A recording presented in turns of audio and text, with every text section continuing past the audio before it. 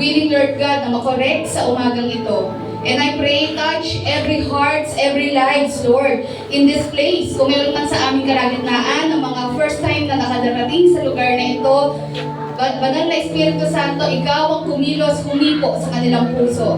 Nawa maranasan po namin ang iyong pag-ibig, Lord, sa aming kalagitnaan. Salamat po at sa iyong lingkod, Lord, thank you for the privilege na magamit mo muli sa umagang ito, na maging, Lord, a channel of your words. Guide thy servant, Lord. Let your wisdom, anointing, Lord, be upon thy servant. At gamitin mo lamang po, Lord, to exalt your holy name in our midst. Maraming salamat po. Ito nga po ang aming sama-samang panalangin sa ngalan mo, Panginoong Yesus. Amen. Yan. Muli po, palakpak po sa ating Diyos na buhay. Tayo yung makakaupo na po. Yan. So, good morning po ulit sa bawat isa. Pakibati po ulit ng good morning ang inyong katabi. Ayan. So, tayo po ay nasa ika-7th month na po, or buwan po ng July. Ayan. So, nasa kalagitnaan na po talaga tayo ng taong ito. Ganun kabilis. Yan ang mga pangyayari. Ganun kabilis po ang buhay natin. Amen. Kaya sabihin mo sa katabi mo, huwag mo sayangin ang iyong buhay.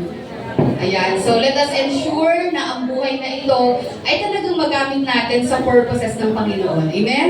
Ayan. And of course, in line with that, meron po tayong theme. Bagong tema for the month of July. Pakibasa nga po natin. Ano pong sabi dyan? Christ's presence is the answer. Sabi doon, regaining strength to carry on. Sino bang nangangailangan ng lakas sa umagang ito? To carry on. Amen. Ayan, salamat po sa Panginoon dahil hindi naman sa lahat ng oras malakas po tayo. Amen. Pero ang nakaka-amaze doon, tayo po ay nakatayo, nagpapatuloy sa buhay, not because we are strong, di ba? But because meron tayong malakas na Diyos, mabuting Diyos, makapangyarihan na Diyos na nagsusustain sa ating lahat. Amen? Ayan, kaya tingnan niyo po yung katabi niyo. Sabihin niyo sa kanya, congratulations. Yan. The Lord is good sa buhay mo. Sige, sabihin niyo po. Amen? We should always acknowledge that. Na hindi tayo nakakatayo, nagpapatuloy dahil malakas po tayo. Kasi aminin natin, lahat tayo mahina. May kahinaan po tayong lahat. Amen? Ayan, but ang Lord po ang motivation natin to go on. Sige, pag-aralan po natin sa umagang ito yung ating pong theme. Pero gusto ko po, i-dig deeper natin. Ano ba talagang ibig sabihin po ni Jesus nung binanggit po niya yung Matthew 11:28? At para maintindihan natin, dapat pag-aralan natin yung mga kasunod na verses niyan. Amen? Sabi nga po doon, Matthew 11 verses 28 to 30, "Come to me, all you who are weary and burdened, and I will give you rest." Amen? Yan, sino po ang kailangan ng pahinga? Yan. O, kakapahinga, kagigising lang, gusto mo na agad ng pahinga. Ayan. Okay, sabi nga sa verse 29, para talaga maintindihan natin, "Take my yoke upon you, and learn from me, for I am gentle and humble in heart, and you will find rest for your souls." Verse 30, "For my yoke is easy, and my burden is light." Yan. So this morning, binigyan ko po ito ng title. Sabi nga po dyan, The Yoke of Jesus. Okay, intindihin natin, alamin po natin ngayong umagang ito, ano po ba ang gustong ipunto ni Jesus sa mga talata na iyan. Sometimes, pag ginagamit po natin yung mga verses na iyan, minsan, naa-apply lang natin siya sa buhay natin kapag problemado tayo. Which is totoo naman, applicable din naman yon. Tandaan natin, nung si Jesus ay namatay sa krus ng Kalbaryo, the very reason is para tayo po ay mapalaya sa kasalanan. At alam natin na isa sa mga consequence of sins is ano po, talagang guluhin ang buhay natin. Mag-cause talaga ito ng problems, di po ba, sa buhay natin. Kaya yung mga nararanasan natin mga trials, yan, sa buhay na ito, wala naman talaga originally yan. But because sin entered the world, dahil nga po sa pagdi-disobey din ng tao, pumasok ang kasalanan, ito yung mga naging bunga ng kasalanan. Nakakaranas tayo ng alin po, mga trials, problems, yan. Ibig sabihin, kahit Christian ka, hanggat nandito ka sa mundong ito, mararanasan mo iyan. But of course, Jesus makes all the difference. Amen? Lahat ng tao may problema, pero iba ang taong totoong may Kristo sa buhay niya. Amen? Ibig sabihin, hindi ka exempted katulad, or kumbaga, tingnan mo yung mga katabi mo. Para-paraho din tayo may mga issues at may mga pinagdadaanan sa buhay. Pero kung strong ang relationship mo with Jesus, na-overcome mo lahat yan. Amen? Yan dahil sa tulong ng ating Panginoon. Okay, so pag-aralan natin, sabi nga po doon, no, the yoke of Jesus. Atin pong i-dig deeper, ano ba talagang ibig sabihin po dito ng ating Panginoon. At mauunawaan po natin yung picture na iyan. Sabi nga po doon, we can be yoked to all kinds of different things. Pag sinabi kasi natin yoke, yan parang ganyan, pamatok sa Tagalog, yan, pwede daw po tayo, in union sa maraming bagay. And the question this morning, tayo po ba ay naka-yoke, nakadikit, yan, kay Jesus? Or are we in yoke sa ibang mga bagay, maliban kay Jesus? Ayan, kasi doon tayo nagkaka-problem. Kapag tayo po ay nakadikit, yan, kapag tayo po ay in union, yan, sa ibang bagay maliban sa ating Panginoon. And this morning, the Lord is inviting us na to come to Him. Ayan, and pasalin din yung pamatok na ito. Okay, ating po pag-aralan, tatlong bagay lang naman po ang nais ko pong ibahagi sa umagang ito. Sabi po sa number 1, pakibasa po natin, ano pong sabi sa number 1? Ayan. The invitation to the weary and burdened. Ayan, nakulangan pala ng the. Ayan, the invitation to the weary and burdened. Simulan po natin. Sabi po sa verse 28, pakibasa nga po ninyo, come to me, all of you who are weary and burdened. Ano sabi po ni Jesus? I will give you rest. Amen? Ayan, ano po bang ibig sabihin po ng ating Panginoong Jesus dito? Okay, we should understand na ang tinutukoy po dyan na kabigatan, weariness, yan, ay hindi lang po yung mga physical or mga problems natin, emotional and physical problems natin. If we will understand the context of these verses at ng chapter na ito, Jesus is referring saan? Ang tinutukoy po kasing burden and weariness dito ng mga tao is yung alin po? Ayan, sabi nga po sa next slide po natin. Ayan, pakibasa nga po ninyo. Sabi dyan, the weariness being mentioned refers to those who felt the huge burden of reaching the Father through man-made or human effort. Amen. Kasi ito po yung mga time, kung maalala niyo po, na may mga religious leaders sa Israel. At itong mga religious leaders, supposed to be, sila po yung instrument ng Lord para ang mga tao mailapit nila sa Diyos. Kaya alam po natin, di ba, ang Panginoon in the Old Testament, nagbigay po siya ng 10 Commandments, nagbigay po siya ng mga laws para meron silang guide. Ano ba yung mga dapat at hindi dapat gawin? As time goes by, ayan, itong mga religious leaders na ito, dinagdagan ang mga laws na ito. To the point na nagiging OA na. Ayan, OA na. Di ba? To the point na exaggerated na yung mga laws. And to the point, hirap na yung mga taong sundin. Parang ang dating sa kanila, parang hirap namang maabot ng Diyos. Sa dami ng mga batas na ito. Yan, pag-aralan natin yan. Sabi nga dito, if you will remember, in Matthew 23 verse 4, nire-rebuke ni Jesus yung mga religious leaders. For the first time, meron pong someone na talagang kinokorek itong mga relihiyosong mga taong ito. At sino po iyon? Si Jesus. Anong sabi niya sa kanila?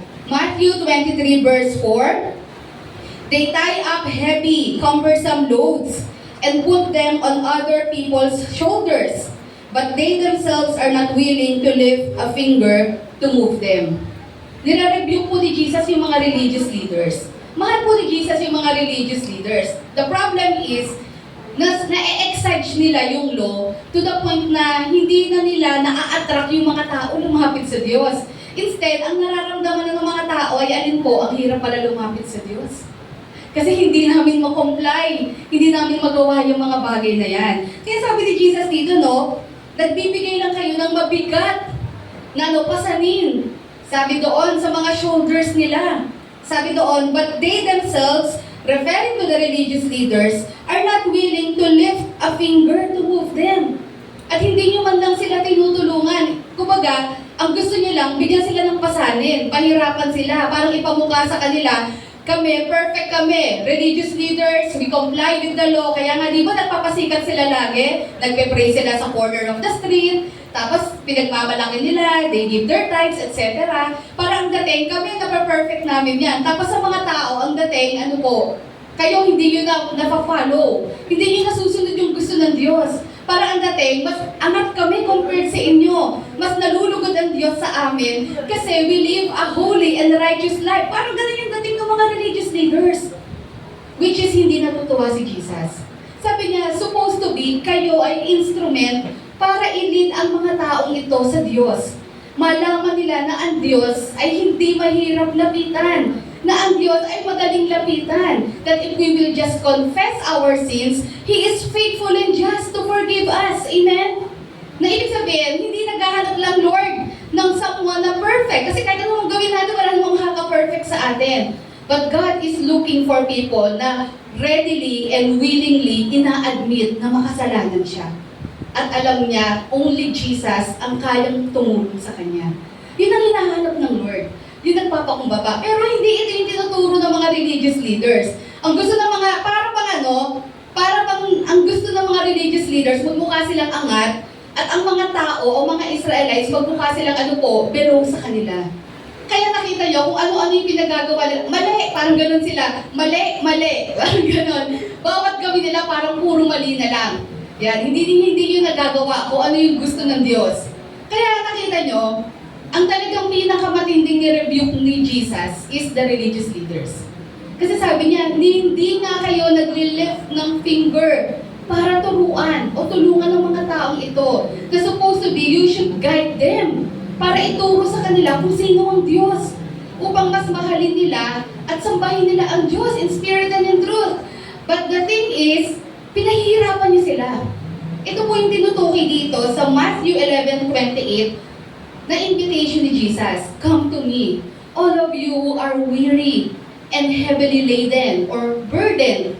Sabi ni Jesus, I will give you rest. Nahihirapan ba kayo kasi ang daming binibigay ng mga religious leaders na ito na standard sa inyo, na minsan exige na yung mga standards nila? Sabi ni Jesus, lumapit kayo sa amin. Jesus is clearly telling us that it's not about religion, but it's about Him. Ang kaligtasan ay sa pamamagitan niya. Lumapit tayo kay Jesus. Kasi siya naman talaga ang totoong tagapagligtas, makapagligtas sa atin, at totoong makakapagpabago ng buhay natin. Amen? Kaya sabi doon, as we continue, sabi nga dyan, Jesus was offering to relieve the heavy burden of the system of works that the Pharisees laid on the backs of the people. Ayan. Ibig sabihin, nag-o-offer si Jesus sa kanila. Kung lalapit kayo sa akin, sabi niya doon, bibigyan ko kayo ng kapahingahan sa mga pabigat na yan. Sa mga bagay na yan na nagpapahirap sa inyo. Kaya nga alam niyo po, sabi ko nga yung ganitong mindset, hanggang sa panahon natin, bit-bit pa rin ng maraming tao. Ang tingin natin na, yes, at least maganda yung aminado tayong makasalanan tayo. Pero minsan iniisip natin, mahirap ang Lord abutin. Kung tutuusin, ang Lord na nga ang bumaba sa mundo. Amen? Kung sinasabi natin na mahirap ang Lord abutin, hindi ko kayang abutin ng Diyos, hayaan ko na lang yung buhay kong ganito, magulo. Kasi nakakahiya naman sa Lord. Hindi ko kayang sundin yung mga batas ng Panginoon. So, paninindigan ko na lang itong kasalanan ko. No, hindi yan ang kalooban ng Lord. Ang gusto ng Lord, makalaya ka sa anumang bagay na nag-e-enslave sa'yo. Amen? Sabihin mo sa katabi mo, gusto ng Lord, makalaya ka. Kaya nga He is inviting us, di ba ba? Inaaya na tayo, lumapit kayo sa akin. At ituturo ng Lord sa atin, ipapakita niya sa atin, ano ang totoong kapahingahan, ano ang totoong pagsunod sa Kanya, ano ang totoong pagsamba. That's why Jesus was offering something para i-relieve yung mga tao sa pabigat na iginagawad ng mga religious leaders.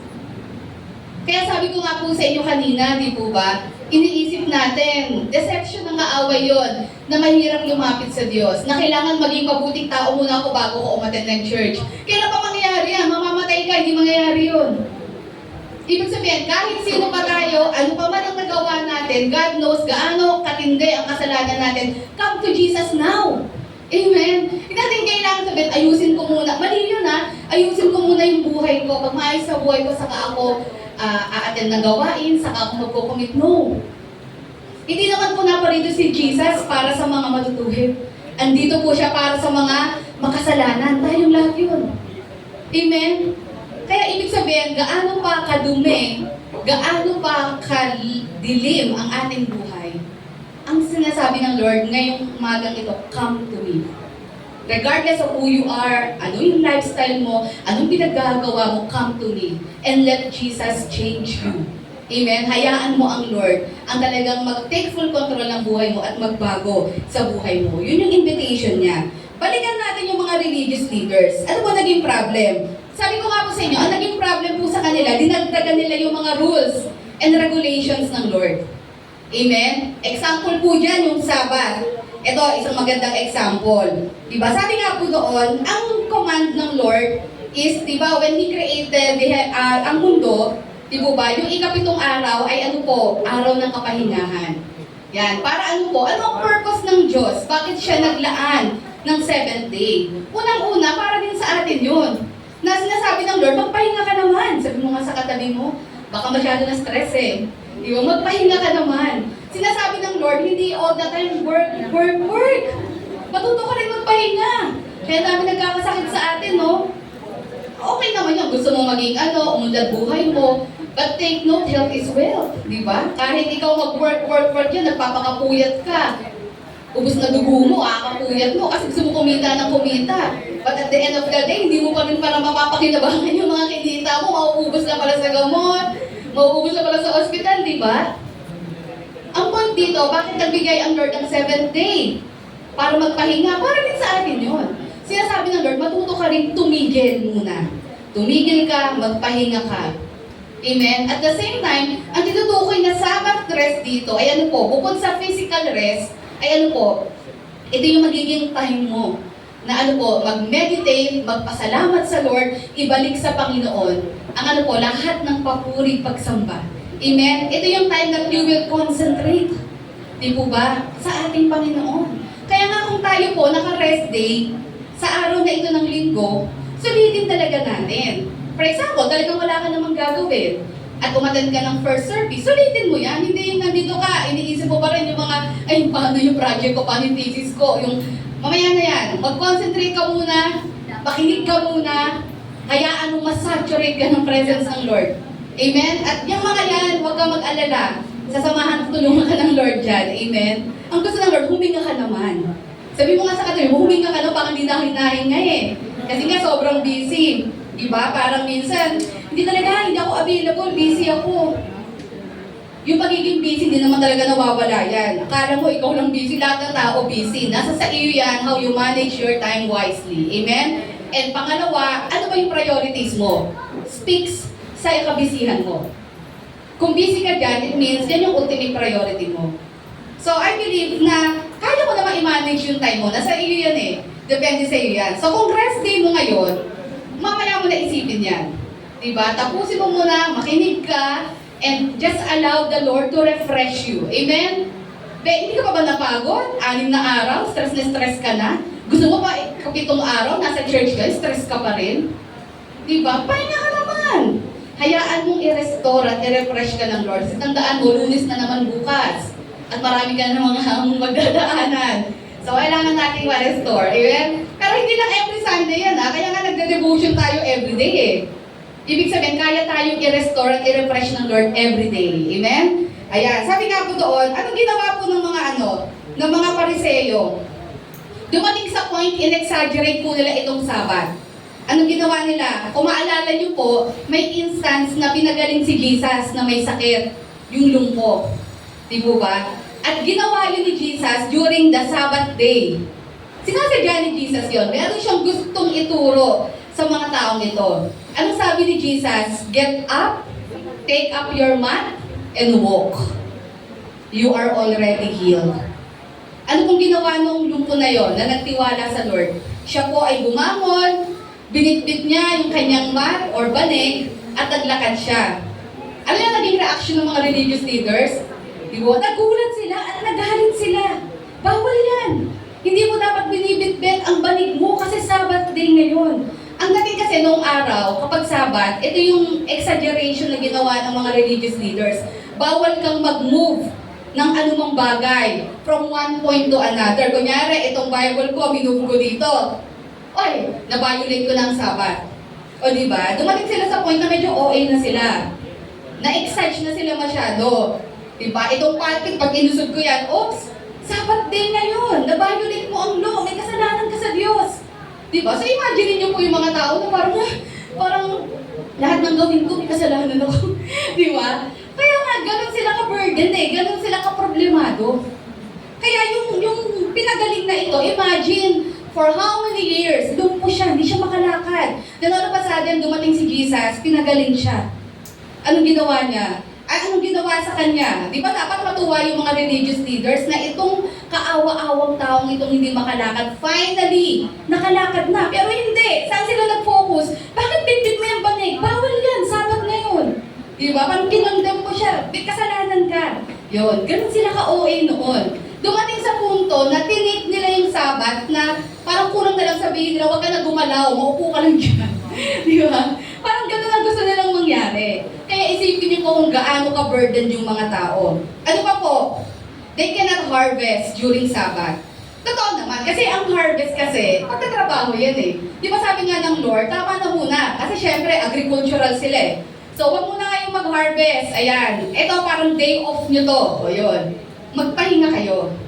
Ang problema, naging exaggerated din yon as time goes by. Kung maalala nyo po, one time, yung mga disciples, sila po ay nag-pluck ng grain. Di po ba? Kasi nagutom sila eh. May pinitas silang grain. Kinain nila. Nakita na naman ng mga religious leaders. Yan, yung mga mahilig mamuna ng mamuna, no? Yung naghahanap lagi ng pwedeng ipunan. Pero hindi nakikita yung sarili. Di ba? Mahirap yun. Tapos sabi nila, oh, bawal yan ah. Sabi pa nga nila kay Jesus, ba't di mo pagsabihan yung mga disciples mo? Ngayon ay araw ng Sabat. Bakit sila bakit sila pumitas dyan ng grain? Akala mo naman, nag-harvest ng ilang sako. Pumitas lang naman. Sabi ni Jesus, di ba, in-example niya yung kay David, if you remember, nung tumatakas si David, pumunta siya sa temple, yung in-offer na food doon, ano ginawa ni David? Kasi gutom sila, kinain nila. Ibig sabihin, there's exemption to the rule. At the same time, ang OA naman nung bumitas lang naman eh. Pero yun nga, sabi ko nga sa inyo, ito yung ginawa ng mga religious leaders. Naging exaggerated sila doon sa mga batas ng Diyos as time goes by. Kaya tuloy, napakahirap ng sitwasyon ng mga tao. Kaya imbis na makalapit sila sa Diyos, ang tingin nila sa Diyos, ano po? Parang authoritative, parang dictator, parang ganun ang dating ng Lord sa kanila na parang hirap naman ng ganito. Hindi nila masamba ang Diyos dahil mahal nila ang Diyos.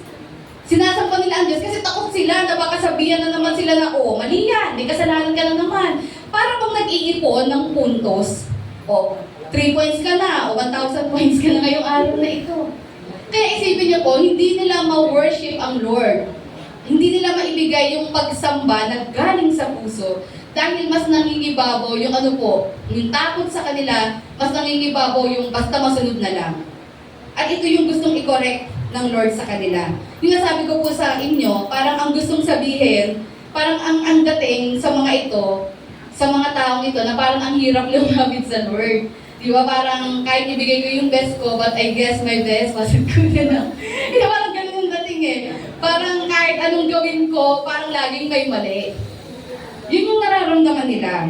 Di po ba? Na as if itong mga religious leaders, nasusunod din naman nila. Di po ba? Ayan. So, sabi nga po doon, ano po ang laging minimension ni Jesus kapag kinokorek siya ng mga religious leaders about the Sabbath? Sabi po sa next slide, yan. Sabi po ni Jesus, He is the Lord of the Sabbath.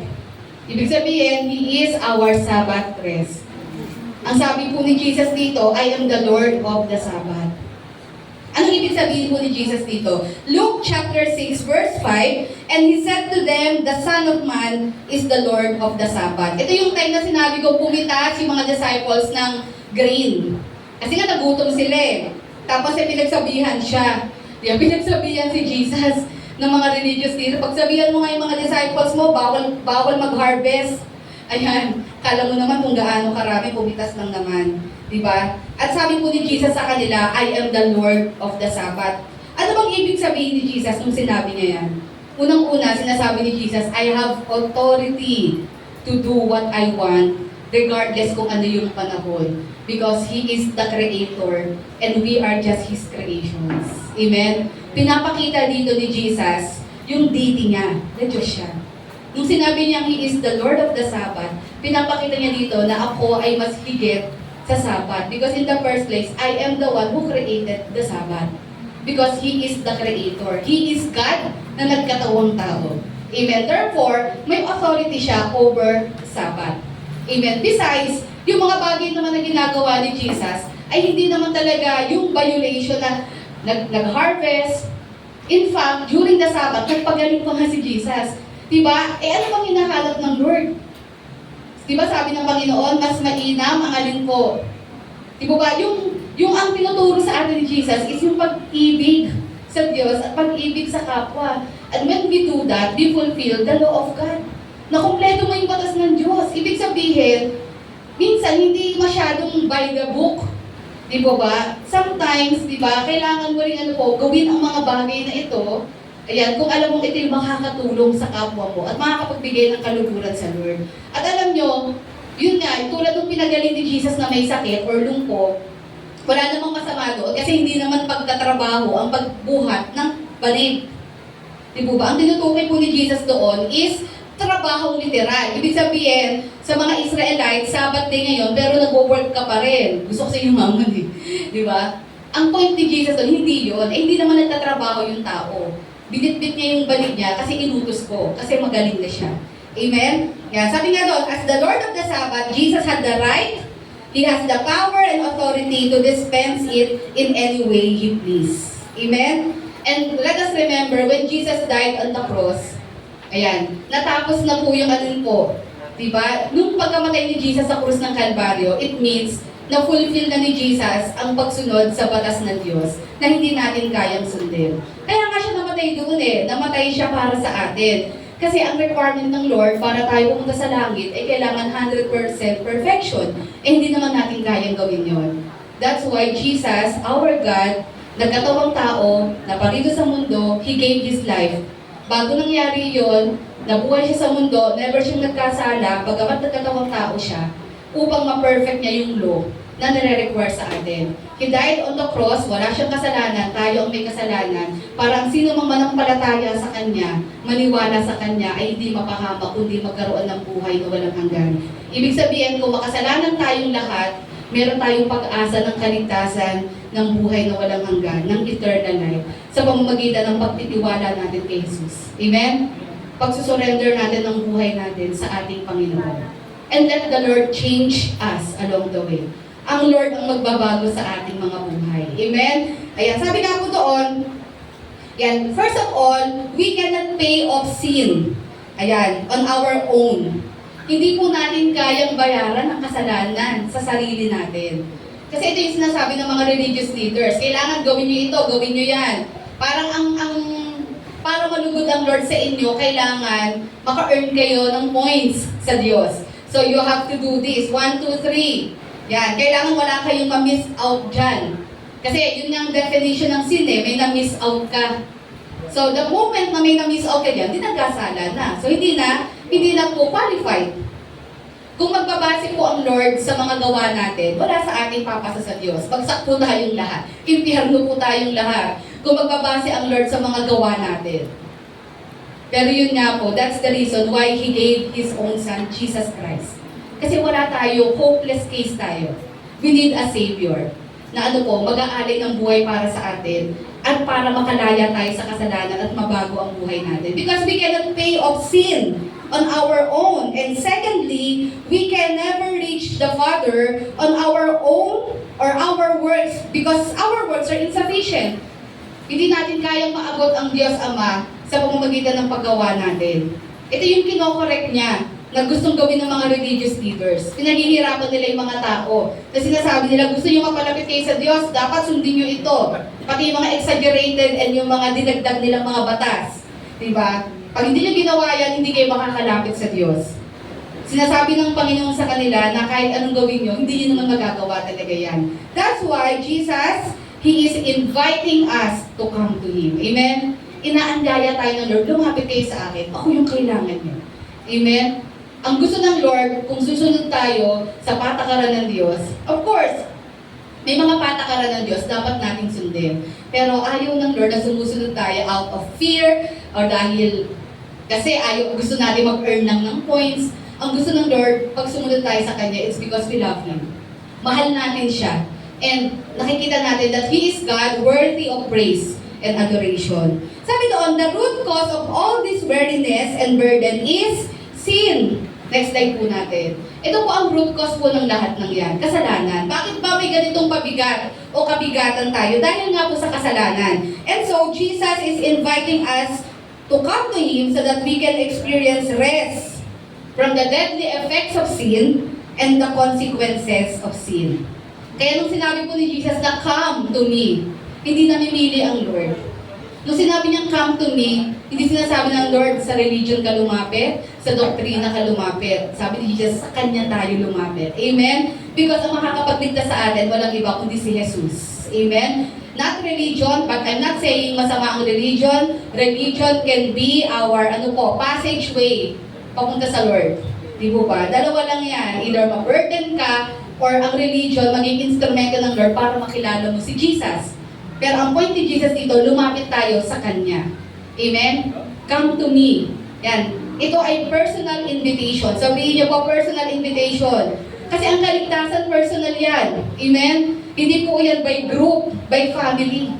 Personal ang kaligtasan na ino-offer ng ating Panginoon. Amen? Kaya number 1, sabi nga po dyan, the invitation to the weary and burdened. Amen? So ang Panginoon, sa lahat ng nabibigatan, sa lahat ng nahihirapang lumapit sa Diyos, dahil sa mga maling paniniwalang in-instill sa isip mo o sa isipan natin na mailap ang Diyos, mahirap lapitan ng Diyos, kailangan mag-earn ka ng points para makalapit sa Diyos. This morning, the Lord is telling us, come to me. Nahihirapan ka, nabibigatan ka, kasi mali yung pinaniniwalaan mo. Kaya sabi niya, come to me, all of you who are weary and burdened, and I will give you rest. Number 2, sabi nga po doon, pakibasa po natin, ano yung number 2? Take the yoke of Jesus. Okay, ito na. Parang iniisip natin, Lord, yun nga po yung point. Ako po ay bigat na, ako po ay burdened na. Tapos sasabihin mo sa akin, take my yoke. Parang sinasabi ni Jesus, ito, meron din akong pamatok. Ayan, i-share ko rin sa'yo. Parang ang dating doon na parang, Lord, burdened na nga po ako sa dami ng mga rules and regulations, na parang ang dating sa akin, wala na akong nagawang tama sa buhay ko. Na parang hirap na hirap akong sundin. Tapos sasabihin mo sa akin na, okay, lumapit ka sa akin, parang relief ka na doon and I will give you rest. Tapos biglang sasabihin ng Lord, verse 29, ano sasabihin niya? Take my yoke upon you. Lord, bigat na bigat ako, tapos sasabihin ko sa akin, i-share ko yung yoke ko sa'yo. Parang ang dating, parang kaya nga po ako lumapit sa'yo kasi ayoko nang mabigatan. Tapos sasabihin mo, share tayo. Sabi niya, sharing is caring daw Diba? Take my yoke upon you and learn from me. Okay, iintindihin natin ano ba ang ibig sabihin ni Jesus dyan?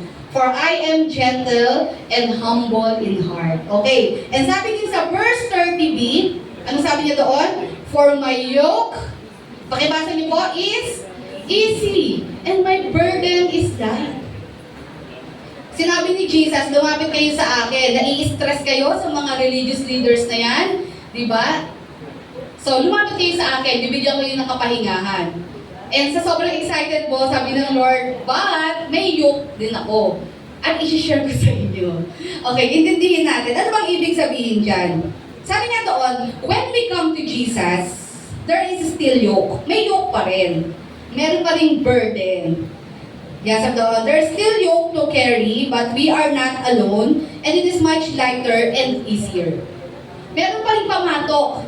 Pero compared doon sa pamatok na ibinibigay ng mga religious leaders, sabi ni Jesus, yung kanya daw po ay magaan lang at madali lang. Ayan. Kasi gusto lagi natin, madali lahat ng bagay. Ayan. Minsan kailangan din naghihirap. Di po ba? Para maramdaman natin yung fruit of our labor. Di ba? Minsan kasi ang tao gusto na lang laging madali. Pero minsan, kailangan nahihirapan na tayo. Kailangan nahihirapan din tayo minsan. Para mas ma-appreciate din natin yung hard work natin.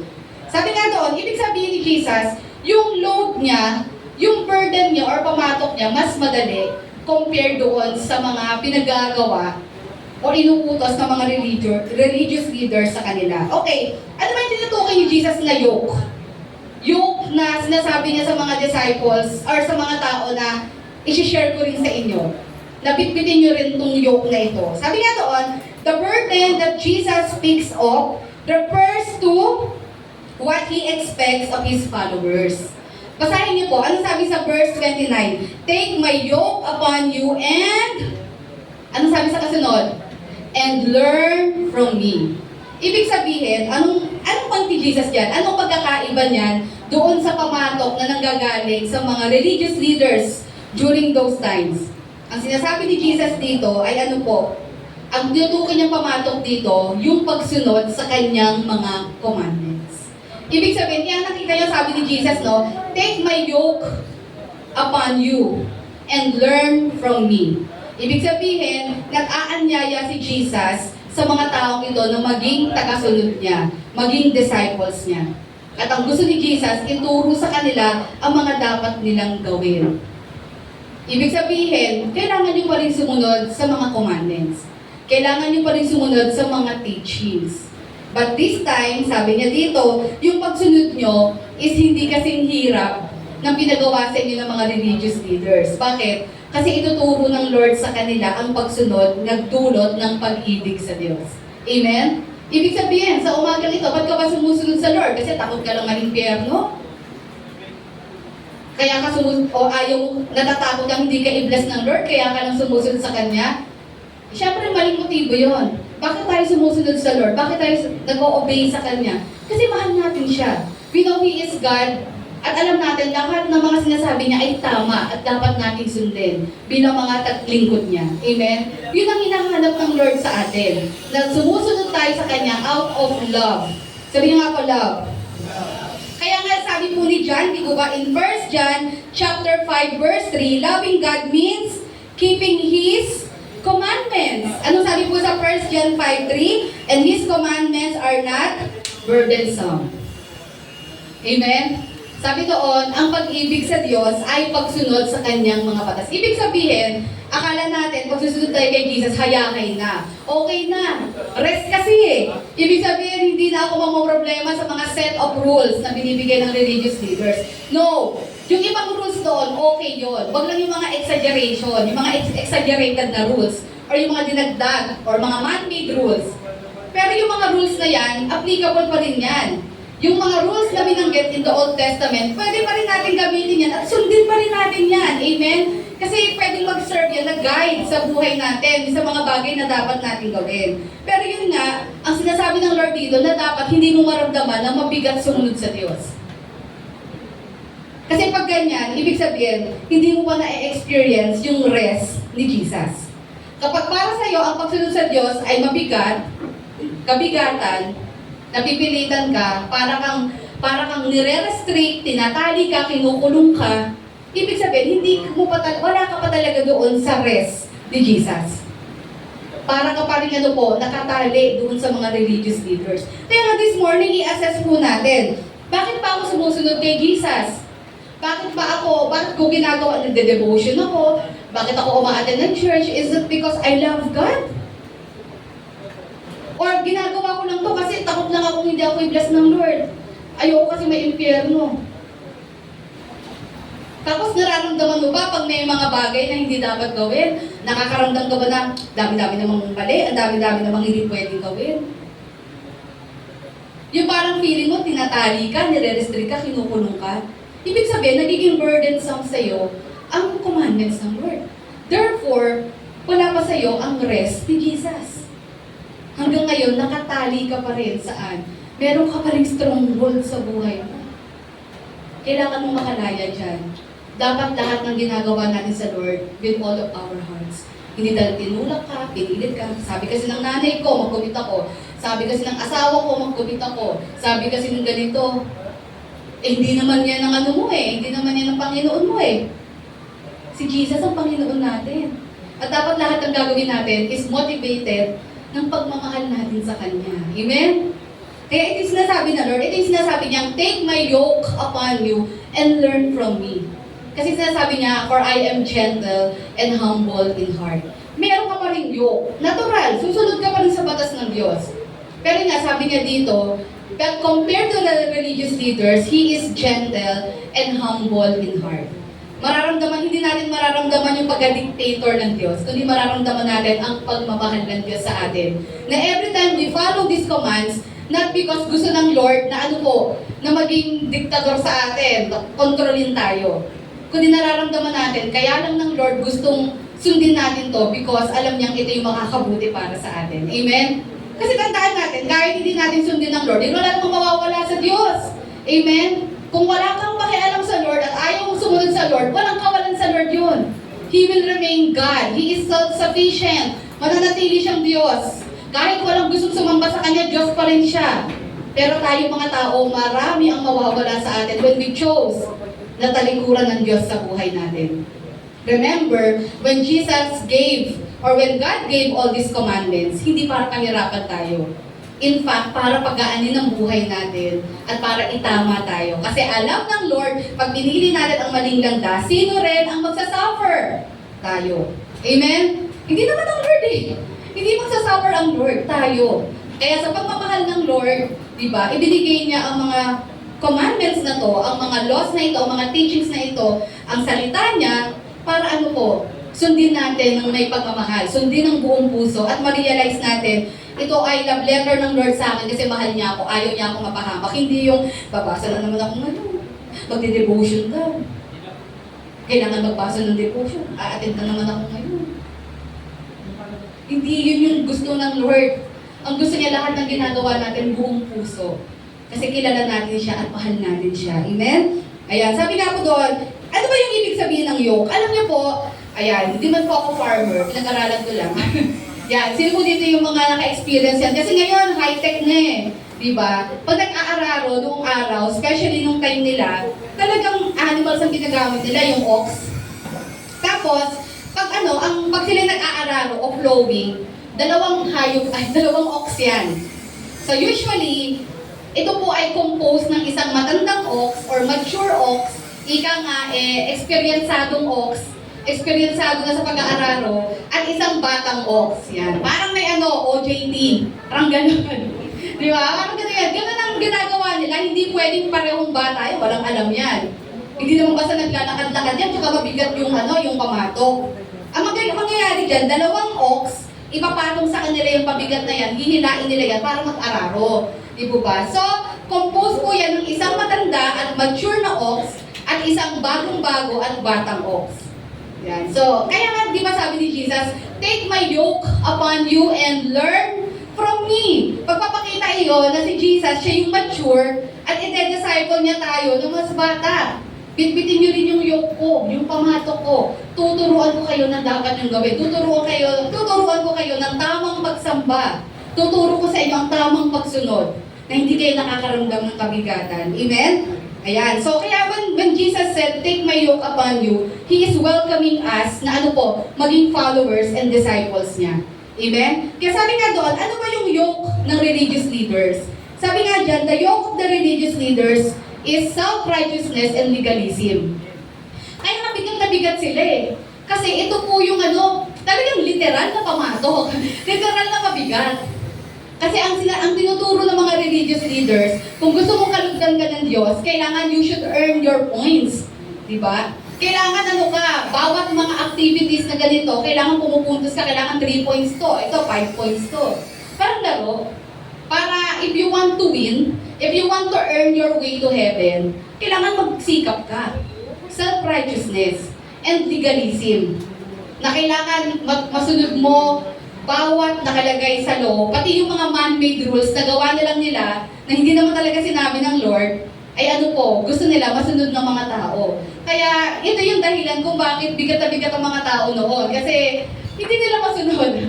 Napakabigat ng mga requirements. Sabi ko nga kanina, ang OA na talaga. Parang kulang na lang, huwag na sila gumalaw, huwag na sila magsalita. Parang less talk, less mistake na lang. Diba? Less movement, less mistake. Parang huwag na lang akong kumilos, gumalaw.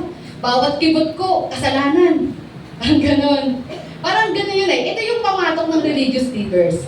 Pinahihirapan lang sila lalo. Ang dating tuloy nito, ang impact nito, nasa Diyos. Ang dating tuloy sa kanila, mahirap lumapit sa Diyos. Napakailap ng Diyos, napakalayo ng Diyos. Kailangan ko pang masunod, parang ang dating, ang daming steps bago makarating doon. Kailangan masunod ko lahat ng steps, magawa ko lahat para makarating sa Lord. Let us remember, we cannot earn our way to heaven by ourselves. Hindi natin kayang iligtas at i-please ang Lord sa sariling effort at kabutihan natin. Lahat yan ay work ni Jesus. Because kahit anong gawin natin, sa harap ng Diyos, makasalanan tayo. But when we accept Jesus, nung tinanggap mo na ng palataya kay Jesus, sumaatin ang katwiran, kabanalan ni Jesus, at ang nakikita ng Diyos sa atin, ni God the Father, is no longer ourselves, but Jesus. At ang Lord, through the power of the Holy Spirit, siya po ang tumutulong para ang buhay natin unti-unting mabago. Hindi po yan one day ang pagbabago. Katulad ng Rome wasn't built in a day. Hindi naging super powerful ang Rome ng isang araw lang. Ilang years din bago naging powerful ang Rome. So ganun din tayo, hindi po isang araw kailangan mabago buhay natin, unti-unti, step by step. Merong changes sa buhay natin. Amen? Nababago yung mga pananaw, pag-uugali natin. Tingnan natin yung yoke ni Jesus. Ano naman po yung yoke ni Jesus? Sabi po dyan, unang-una, basahin nga po natin. Next po. Ayan, maliit po ba? Ayan. The yoke of Jesus is easy and light because Jesus did all the work already. All that He asks of us is to put our faith in Him and obey Him. Ito po yung sinasabi ko kanina, ginawa na po lahat ng Lord. Siya na po ang nagbayad ng ating mga kasalanan sa krus ng Kalbaryo. Ang tanging hinihiling na lang ng Lord is lumapit tayo sa Kanya, magpakumbaba, manampalataya, and let us allow Him na mag-take full control sa buhay po natin. Amen? Para siya ang kumilos, umayos ng buhay na ito. Pangalawa, sabi nga po dyan, basahin natin, the yoke of Jesus is easy and light, which means being His disciple is a privilege and liberating. Amen? Ang pagsunod kay Kristo, hindi po ito actually it's a privilege. Ang tawagin tayo ng Lord at sumunod sa Kanya. Hindi po mabigat ang pagiging follower ng Lord. It is a privilege. At the same time, ito ang totoong kalayaan. Ang totoong meaning ng kalayaan is when we chose to follow Christ. Doon ang totoong freedom. Hindi po ibig sabihin ng kalayaan is freedom to do whatever we want. Kahit mali. Ang totoong kalayaan is freedom to do what is right na na pinigil ng kasalanan noon sa atin. Wala pa si Kristo sa buhay po natin. Kaya when Jesus said, my yoke is easy and it is light, ibig sabihin, inaanyayahan niya tayo na maging disciples niya. Sumunod sa Kanya, matuto sa Kanya. Of course, hindi naman isang araw yan. It will take time. Paminsan-minsan, madadapa-dapa tayo. Minsan, magkakamali pa rin tayo. But ang mahalaga, hindi tayo mananatili sa pagkakamali. We will stand up. We will ask forgiveness. We will continue na matuto mula sa Panginoon. Amen? Number 3, basahin natin. The yoke of Jesus is easy and light because He is able to sympathize with us. Ito yung sinasabi ng Lord, kaya niya nire-rebuke yung mga religious leaders. Ano ba naman kayo? Hindi niyo pinapakitaan ng kaawaan itong mga taong ito. Parang ang dating gusto niyo lang ipakita na mas above kayo. Pero, di ba nire-rebuke sila ni Jesus? Ang totoo, hindi. Masahol din kayo.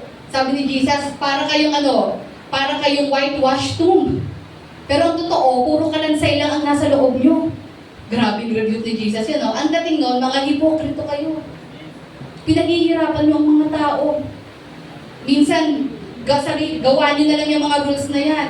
Kasi parang sila Gusto nila yung ganong feeling na parang nahihirapan yung mga tao. Parang superior sila. Pero ang totoo, sabi ni Jesus sa kanila, kayo mismo kailangan nyo rin ng Savior. Kailangan nyo rin mabago yung mga sarili nyo. Kasi hindi nyo nga inaalala at iniintindi, nahihirapan itong mga taong ito. Kailangan maramdaman nila na ang pagsunod sa Lord, yes, there are rules, you need to follow, you need to obey, pero dapat maramdaman nila iyon ng may kagalakan. At dapat masaya sila, dapat may pagmamahal. And sabi nga doon, that's the reason why the yoke of Jesus is easy and light because He is able to sympathize with us. Kaya niyang simpatsya sa atin. Naintindihan ba ako ng Lord? Naintindihan ba tayo ng Lord? Amen. Tandaan niyo, Jesus was also tempted. But the thing is, hindi po siya bumagsak sa tukso. Tayo, maraming beses na. Pero si Jesus, hindi siya bumagsak sa tukso. Si Jesus, na-reject na rin siya. Si Jesus po ay nagutom din, nauhaw din siya. Ibig sabihin, lahat ng nararamdaman din natin, naramdaman din ni Jesus yan. Kaya nga siya nagkatawang tao eh. Kaya, kaya niya makisimpatya sa atin. Naintindihan niya rin yung mga kahinaan natin. Alam niya rin ang tindi ng tinik ng kasalanan sa atin. Nagigets niya lahat yan. Kaya nga sabi niya, nahihirapan kayo, lumapit kayo sa akin because I understand you. Naintindihan ko kayo, and I can help you. I alone can help you. Makalaya kayo sa mga bagay na yan. Amen? Ayan. At sabi nga po doon, next, basahin nga po natin. Yan, next po natin. The yoke of Jesus is easy and light. Ayan, next po natin. Pakibasa po, because, sige ako na lang. He is a gentle king. Sabi niyo nga po, gentle king who aims the best for us. Diba sabi ni Jesus, for I am gentle and humble in heart. Sabi niya doon, no? Pag sinabi natin gentle, ano bang ibig sabihin nun? Pag sinabing gentle, hindi ibig sabihin niya na ano po, wala siyang pakialam or parang okay lang magkasala, gentle naman si Jesus. Pag sinabing gentle, ibig sabihin, ito yung ano po, authority, nag-exert or naglalabas siya ng authority sa atin, but with humility. Di po ba? Kumbaga, sabi nga doon, the yoke of Jesus is easy and light because hindi po siya narcissistic king or master. Hindi po sarili niya lang iniisip niya na, oh, kayo, mga alagad ko, mga servants ko, mga slaves ko, sumunod kayo sa akin. Pag sinabi kong talon, talon. Pag sinabi kong upo po, upo. Hindi ganun si Jesus. Siya po ay Panginoon natin. Pero sabi nga po doon, si Jesus po, He is a gentle king. In fact, He shared the yoke with us. Yung pamatok, sinabi niya, o siya, bitbitin niyo yung pamatok, all by yourselves. Hindi. Sabi niya, take my yoke.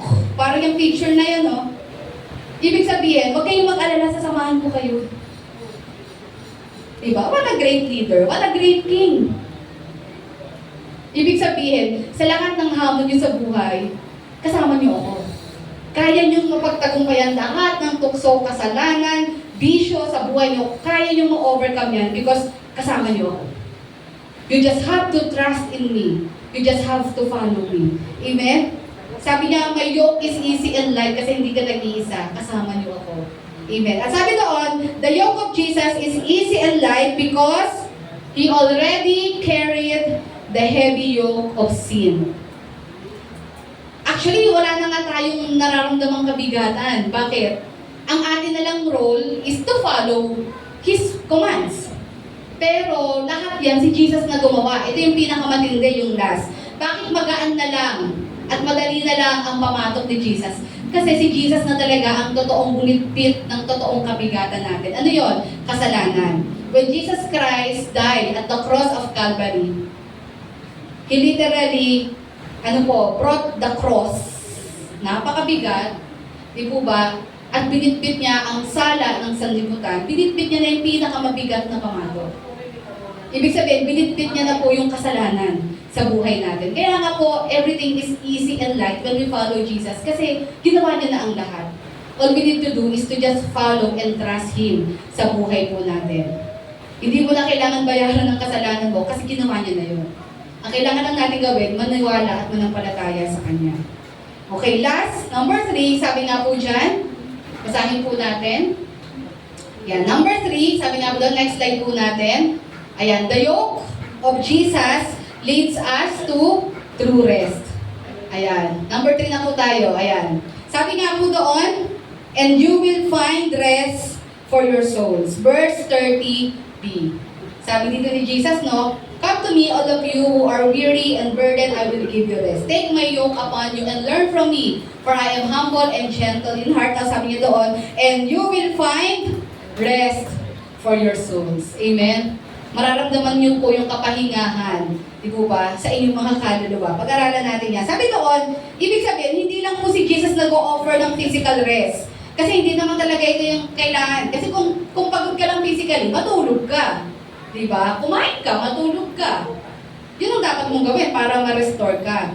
Pero ang ino-offer ni Jesus dito, yung malalim na kapahingahan sa ating mga kaluluwa. Pag-aralan natin. Sabi nga doon, and of course, kapag lumapit tayo kay Jesus, hindi ibig sabihin, exempted na tayo. Wala nang problema, wala nang afflictions. Ayan. Kaya nga, di ba sabi ni Jesus, take my yoke upon you. Meron pa ring burden. Pero sabi niya, yung burden na ito, na inaalok ko, magaan na lang ito. Sabi ko nga, baka nga wala nang bigat yun eh.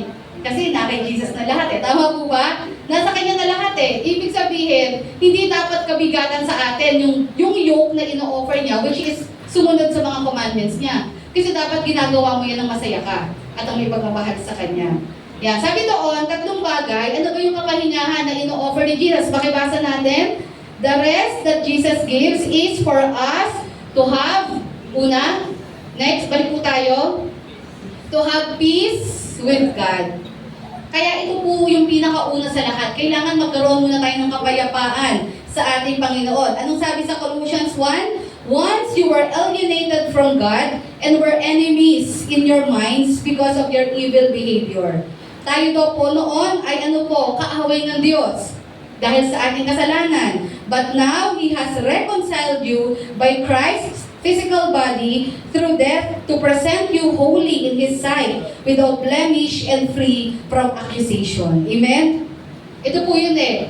Nang dahil po sa pag-aalay ni Kristo ng kanyang buhay sa krus ng Kalbaryo, tayong dating kalaban at kaaway ng Diyos, dahil nga tayo ay makasalanan, dahil kay Jesus, nagkaroon tayo ng panunumbalik sa Diyos. Na ang sino man taong kumilala kay Jesus, ay magkakaroon ng panunumbalik ng relasyon sa ating Diyos. Amen? Kaya sabi doon, ito yung unang kapahingahan na binibigay ng Lord sa atin. Ano po iyon? Magkaroon tayo ng kapayapaan sa Diyos. Pinaka-importante yan. Kasi kung una, hindi tayo okay sa Diyos, hindi okay ang relationship natin sa Kanya, hindi natin ma-experience the rest of the blessings sa buhay natin. Lahat yan, nag-uugat saan? Sa pagkakaroon ng tamang relasyon sa Diyos. Amen? Ayan. At sabi nga po doon, Ephesians 2:14, for He Himself, referring to Jesus, is our peace, who has destroyed the barrier, the dividing wall of hostility. Amen? Kaya sabi nga po doon, ano yung unang rest? Kapayapaan natin sa Diyos. Yan, hindi na tayo kaaway ng Diyos, kundi kabilang na tayo sa ating Panginoon. Pangalawa, sabi doon, the rest, pakibasa po natin, next. Ayan, pakibasa po, the rest that Jesus gives is for us to experience the peace of God. Magkaiba po ba yan sa peace with God? Ano po pinagkaiba niyan? Bukod sa of to, tapos with yung isa. Yan. Ito naman po, yung una, ito po yung relasyon natin sa Lord. Na tayo po ngayon ay meron ng good relationship with God through Jesus. Pangalawa, pag sinabi natin peace of God, ito na po yung inner peace. O, sino nangangailangan ng inner peace dito? Peace of mind. Alam tayo, tama po ba? Kailangan natin yan. Sa dami po ng stress sa mundong ito. Sa sarili natin, sa pamilya natin, sa trabaho, sa negosyo, sa lahat ng bagay. Diba? Hindi nawawala talaga ang mga stress na yan. Kailangan natin ng inner peace. At sabi nga po doon, ito yung ikalawang rest na kayang ibigay ng Lord. Una, makipag-reconcile sa Diyos. And after natin makipag-reconcile sa Diyos, pinapakita ng Lord, kaya niya tayong bigyan ng inner peace. Sa Kanya nanggagaling yan, peace of mind. Sabi nga doon, no, John chapter 14, verse 27, anong sabi ni Jesus? Peace I live with you. My peace I give you. I do not give to you as the world gives. Do not let your hearts be troubled and do not be afraid. Sabi ni Jesus, ang binibigay kong kapayapaan sa inyo ay hindi tulad ng mundo na pansamantala lamang o panandalian lang. But ang binibigay ko sa inyo ay yung kapayapaan na kahit nasa gitna ka ng chaos, kaguluhan sa buhay mo, kaya mo pa rin maging papayapa ang isip mo. Amen? Akala natin when we said, may peace ako, wala na talagang problema. No. When we said, may peace of mind tayo, may inner peace tayo, kahit maraming kaguluhan sa paligid mo, kahit maraming problema, kaya mong kumalma at magtiwala sa Diyos. Amen? And only God can give it to us.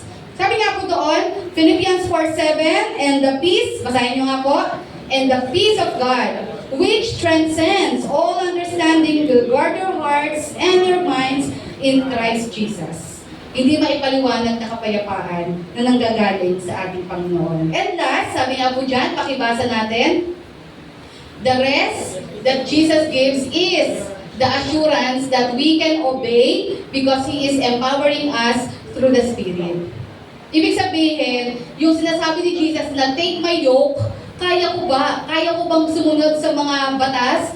Sa mga alituntunin ng Panginoon? Yes. That's why He gave us the third person of the Trinity, the Holy Spirit, to guide us, to teach us, to remind us, to convict us. Amen? Ibig sabihin, ito yung kapahingahan na binibigay ng Lord, na kaya mo akong sundin, kaya mong sumunod sa akin. Kasi ako din na magbibigay ng strength and power sa iyo para sumunod ka sa akin. Amen? Ibig sabihin, wala ka nang hahanapin pa. Pag sumunod ka sa akin, I will equip you. I will empower you. Lahat ng kailangan mo just to live the life that pleases the Lord. Lumapit ka lang sa akin. Unlike the religious leaders, ang dami nilang ibababa sa'yo. This, do that, ganyan-ganyan. Pero wala silang gagawin. Wala silang mga tips. Wala silang way na ituturo sa'yo. Paano ba mapapagaan yan? Paano masusunod yan? Pahihirapan ka pa lalo. Pero sabi ni Jesus, if you follow me, sabi niya dito, ako pa ang magbibigay ng strength and power para masunod niyo ako. Amen? Anong sabi po dito sa John 14:26? But the Helper, the Holy Spirit, whom the Father will send, sabi ni Jesus to, in my name, He will teach you all things and bring to you, to your remembrance, all that I have said to you. Amen? Kaya nga, that's the reason, no? Bakit tayo nakakasunod sa Lord? Hindi dahil magaling tayo, mabait tayo, because we have the Holy Spirit guiding us, reminding us. Amen? Nagtuturo sa atin. Nagbibigay ng kaunawaan sa atin para maintindihan natin ang Biblia. At talagang hindi lang maintindihan, mag-isa puso at ma-apply sa buhay po natin. And as we end, tayo tumayo sa umagang ito, sabi nga po dito, sa conclusion natin, who do you think did all the work to bring the heavy yoke? Ang sabi ko nga, may ambag ba kami doon, Lord? Parang dito natin marirealize, no, kung talagang aaralin mo, wala tayong inambag doon. Nung sinabi ni Jesus that my yoke is easy and my burden is light, ang dating noon, wala kang mararamdaman. Kasi una sa lahat, binitbit na ni Jesus lahat ng kabigatan, ang kasalanan, binitbit niya na yan sa buhay po natin. Amen? Ang gusto niya na lang sa atin is, ang tinutukoy niyang yoke, let us follow Him, His commands. And sinasabi nga doon, ang commandments ng Lord ay hindi naman mabigat. Hindi naman to dapat maging pabigat sa atin, kundi masusunod natin out of our love, yan, and ang ating joy na nakukuha natin sa ating Panginoon. Sabi doon, who do you think did all the work to bring the heavy yoke? Jesus. Siya talaga yan. Amen? Ang gusto niya lang, tumabi tayo sa Kanya. Become in union with Him. Yun ang sabihin nun eh. Diba? Then siya na lahat bumit-bit niyan. Ang gusto niya lang, magpaturo tayo sa Kanya at lahat ng tinuturo niya sa atin, sundin natin. Kasi at the end of the day, para din naman sa atin yun. Para sa ikabubuti din naman natin yun. Sabi nga doon, and because of that, Jesus gives us rest. And we can be victorious over anything in this world. Sabi nga doon, His work, yan, addresses the ultimate problem of mankind, which is sin. Yung ginawa po ni Jesus, when He died on the cross, yun na po yung pagbitbit niya doon sa yoke. Sabi doon, ginawa niya yun para makalayo tayo sa totoong nagpapabigat sa atin at yun na yung kasalanan. That's why we are forgiven, secure, and not lacking in anything in Christ. Wala tayong hahanapin pa. Kaya tandaan niyo po, Matthew 11:29, take my yoke upon you and learn from me. Jesus is inviting us. Sa akin ka lumapit, nahihirapan ka na, you want to change your life, gusto mo nang makalaya sa kasalanan, anumang bisyo, sa akin ka lumapit. Don't worry, I am humble and I am gentle. I can guide you, I can teach you, I can empower you para talaga makalaya ka dyan at magawa mo ang pinagagawa ko sa iyo. Amen? Ayan. So, sa umagang ito, tayo po'y lumapit sa Diyos, tayo po'y manalangin. Salamat po dakilang Diyos sa umagang ito. Dahil Lord, pinapakita niyo po sa amin na Ikaw na po ang gumawa ng lahat ng bagay. At pinapakita mo kung gaano ka kabuti at mapagmahal na Diyos na inaanyayahan mo kami, Lord, na lumapit sa inyo. Because Lord, Yung nais mong maranasan namin ang tunay na masayang buhay, maginhawang buhay, fulfilled life, prosperous life, na hindi naman talaga na ibibigay ng mundong ito, kundi ikaw lang ang makakapagbigay. Salamat po Lord God dahil sa mundong ito na napakaraming kabigatan, napakaraming Lord God nagkukos ng kaguluhan sa aming mga isipan. Here you are reminding us, we just need to come into your presence. Ginawa mo na ang lahat ng bagay, Panginoon. Ang hinahanap ko sa amin, magtiwala kami, sumunod kami sa inyo. Lord, give us the strength, Lord God, the will, and to see your beauty in our lives, Panginoon. Upang masunod ka namin, Lord, dahil mahal ka namin, at alam namin karapat-dapat ka sa pagsamba at papuri. Salamat po sa umagang ito, Lord, at patuloy po namin pinagkakatiwala, O Diyos, ang aming buhay sa inyo. Katagpuin niyo po ang bawat isa sa lugar na ito. Dalangin ko po, Panginoon, ang mensahe nito'y tumimo sa puso ng bawat isa. Reveal unto each one of us, Holy Spirit, the very message na gusto niyo pong maintindihan at maunawaan namin lahat. Magbigay po ito ng kagaanan, magbigay po ito ng pag-asa sa amin, at maging daan po ito, Lord God, ng aming pong patuloy na pagsunod at paglilingkod sa inyo. Bless each one of us sa umagang ito, and anumang mga burdens na meron ng bawat isa, Lord, in Jesus' name we pray na ikaw po ang patuloy na kumatagpo, magbigay ng kagalingan, Lord, magbigay ng kalakasan. Alam namin, Lord, ma-overcome namin ang lahat ng bagay na ito sa tulong mo. Maraming salamat po sa umagang ito. We entrust everything unto you. Ito ang aming panalangin in Jesus' mighty name. Amen. And since ngayon po ay first Sunday of the month,